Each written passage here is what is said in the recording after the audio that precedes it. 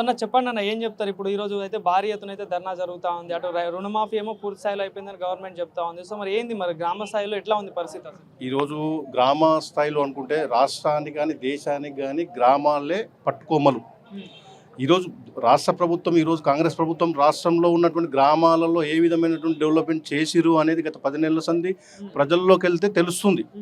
ఏం చేసిరు, ఎలాంటి రుణమాఫీ చేసిరు, ఎన్ని హామీలు ఇచ్చారు, ఎన్ని హామీలు అమలైనాయి, ఎన్ని హామీలు అమలు కాలేదు, ప్రజల్లో ఎంత మభ్య పెట్టిరు, ఇలా ప్రజలు ప్రతి ఒక్కరు గమనిస్తున్నారు. ఇలా సోషల్ మీడియా ద్వారా కానివ్వండి, ప్రజల్లో ఉన్న అవగాహన కానివ్వండి, ఇది మనం ఎప్పుడు 1960లో లేము, 1990లో లేము. ఈ రోజున్న సోషల్ మీడియాలో ప్రతి ఒక్క విషయాన్ని పూసగుచ్చినట్టు ప్రజలకు తెలుస్తుంది.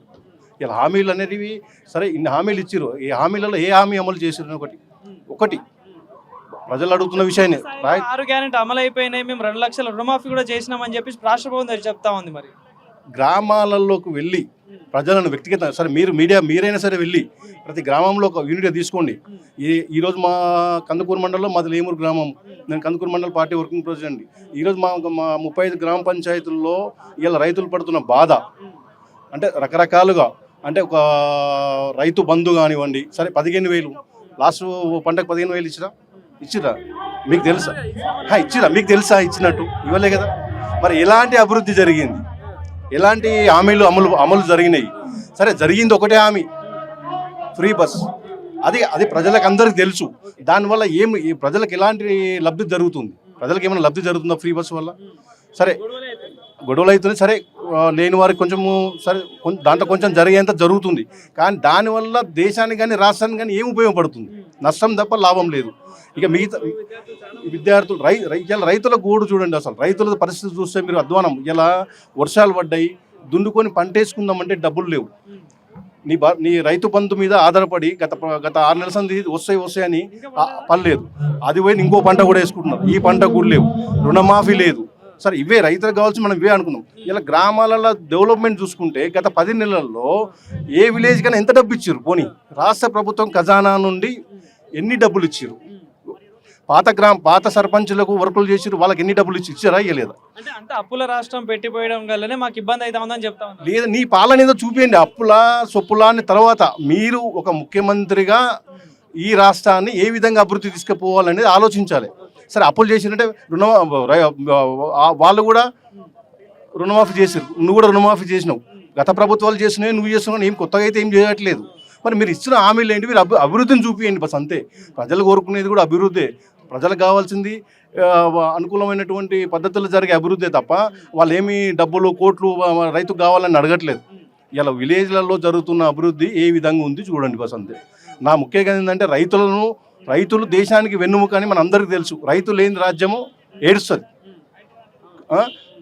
అలాంటి రైతులను ఈరోజు సగం మందికి ఇచ్చి, అంటే ఒక కుటుంబంలో ఒకరికిచ్చి ఒకరికి ఇవ్వకుంటే ఇంట్లోనే పంచాయతీ పెట్టి ఇలా గ్రామాన్ని యూనిట్గా తీసుకుని అందరికి ఇవ్వండి. ఇవన్నీ ఎందుకు? మళ్ళీ కొత్తవి ఆధార్ కార్డులు, ఈ లింకులు, ఇవన్నీ అవసరం? అందరు రైతులే కదా, పొలం ఉన్నోళ్ళే కదా రుణం తీసుకుంది. కనుక ఇవన్నీ షరతులు పెట్టకుండా రుణమాఫీని పూర్తిగా క్లియర్ చేసి రావాల్సిన రైతు బంధు ఏదైతే 2 పంటలకు ఇవ్వాల్సిన రైతు బంధు ఇచ్చి మీరు ముందుకు వెళ్తేనే మీ ప్రభుత్వం మనుగడ ఉంటుంది. లేదు అంటే ఈ రాబోయే స్థానిక ఎలక్షన్లో ప్రజలే బుద్ధి చెప్తారు. ఇది అయితే గ్యారంటీ, ప్రజల్లో ఉన్న అవగాహన.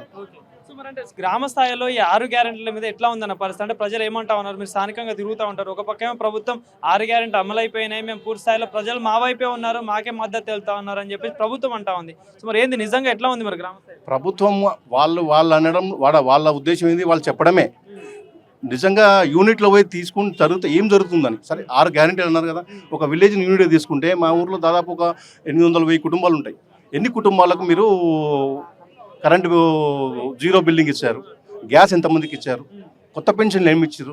పాత పెన్షన్లు ఎన్ని ఉన్నాయి? కొత్త ఎన్ని వచ్చినాయి? ఈ విధంగా రేషన్ కార్డులు ఏమి వచ్చినాయి? కొత్త ఏమన్నా వచ్చినాయి గత 10 నెలల్లో? అంటే ఒక సంవత్సరం అయిపోయింది, ఇంకో 3 సంవత్సరాలే. ఇంకో సంవత్సరం అయితే 5 సంవత్సరాల 4 సంవత్సరాలే ప్రభుత్వం పాలించేది. ఒక సంవత్సరం ప్రతి ఒక్కరు ఎలక్షన్లు స్టంట్ పెట్టుకొని తిరుగుతారు.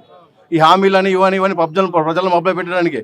కానీ నేను చెప్పేది అంటే ప్రభుత్వం కూడా చేస్తున్న పనిని చిత్తశుద్ధితోటి, కరెక్ట్ కార్యాచరణతోటి ముందుకెళ్తే వాళ్ళకేమైనా మనుగడ ఉంటుంది. లేదు అంటే రైతులు కానివ్వండి, నిరుద్యోగులు కానివ్వండి, ఉద్యోగస్తులు కానివ్వండి, ప్రతి ఒక్కరు కూడా ప్రజల్లో వ్యతిరేకత ఉంది అనేది ప్రజల్లో తెలుసు. మీరెళ్ళి స్వతహాగా వెళ్ళి కూడా ప్రజల్లో కనుక్కుంటే మీకు తెలిసిపోతుంది. సో మీడియాకు ఎక్కువ తెలుసు, ఎందుకంటే మాకు సరే మేమేదో ధర్నాలు ఉన్నాం పార్టీ పరంగా మాట్లాడుతున్నాం అనుకుంటే కాకుండా నిజాలు మాత్రం మీడియాకు మాత్రం నిష్కర్షంగా అందరికి మీరు వెళ్ళి బయటికి వెళ్ళి తెలుసుకుంటే తెలిసిపోతుంది అని మా ఉద్దేశం.